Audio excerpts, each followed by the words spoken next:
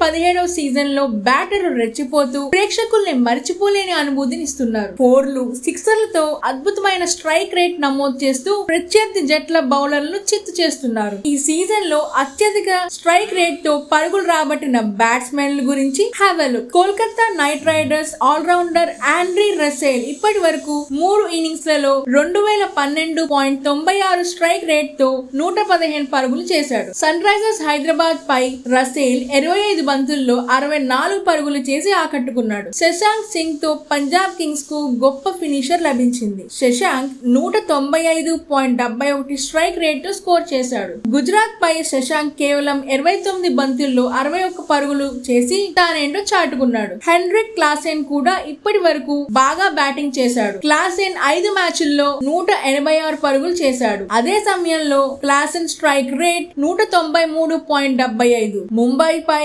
Klaasen 80 పరుగులు మరుపురాని innings ఆడాడు. అలాగే కోల్కతా నైట్ రైడర్స్ కు చెందిన సునీల్ సరైన్ 4 మ్యాచ్ల్లో 161 పరుగులు చేశాడు. సరైన్ 189.41 స్ట్రైక్ రేట్ తో పరుగులు చేశాడు. ఢిల్లీ క్యాపిటల్స్ పై సరైన్ 85 పరుగులు చేశాడు. అయితే ఈ ఐపీఎల్ లో ఆర్సీబీ బ్యాట్స్మెన్ కోహ్లీ కూడా పరుగుల వరద పారిస్తున్నాడు. Please subscribe Pragna Media. Please like, share, subscribe to Pragna Media. Pragna Media, please do like, share and subscribe. Please subscribe to Pragna Media. Please like, share and comment if you like the video. Pragna Media.